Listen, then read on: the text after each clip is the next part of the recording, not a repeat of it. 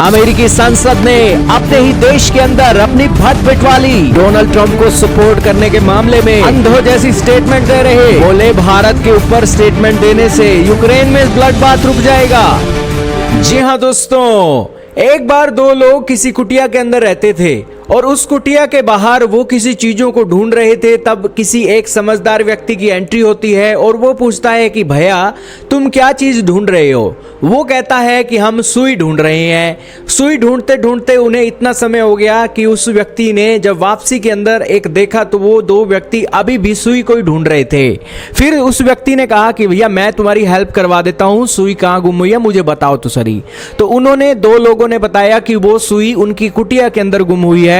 और फिर उस व्यक्ति ने माथा पकड़ लिया कि मूर्खों, जब तुम्हारी सुई उस कुटिया के अंदर गुम हुई है तो तुम बाहर क्यों ढूंढ रहे हो। यही हाल हो गया है दोस्तों अमेरिका का और अमेरिका के सांसदों का। दोनों के दोनों दोस्तों मूर्ख साबित हुए हैं दुनिया के अंदर। दोस्तों अब तो दुनिया के ऑफिशियल कहने लगे हैं कि ट्रंप को किसी मेंटल हॉस्पिटल में दाखिल करवाओ, क्योंकि ये एक मेंटल जैसी स्टेटमेंटें दे रहे हैं। हाल ही में दोस्तों अमेरिका के एक सांसद आए हैं जिनका नाम है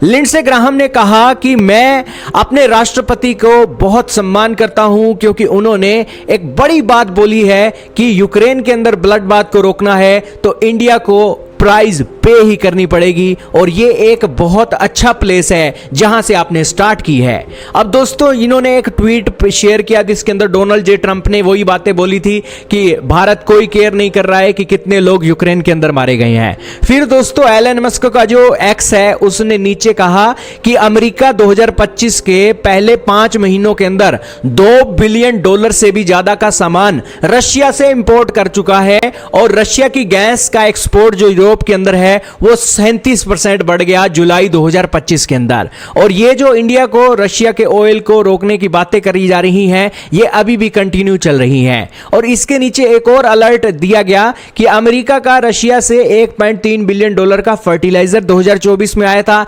27% एनरिच्ड यूरेनियम आया था और टोटल जो ट्रेड था $3 बिलियन का था। और यूरोपियन यूनियन ने $23 बिलियन दिए थे रशिया को 30 से 40 BCM गैस इंपोर्ट करने के लिए। तो दोस्तों ये एक देश हिपोक्रेसी कर रहे हैं।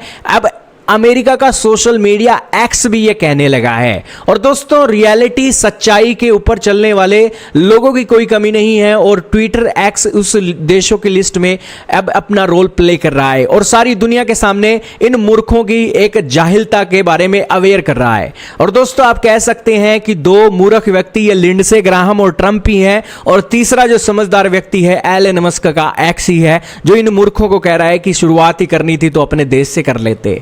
खैर दोस्तों इन मूर्खों को दोस्तों अब कौन समझाए। ये यूक्रेन की जंग रुकवाने गए हैं, लेकिन इन मूर्खों से कोई पूछे कि सबसे ज्यादा हथियार किस देश ने यूक्रेन को दिए हैं तो इन मूर्खों का ही नाम आएगा।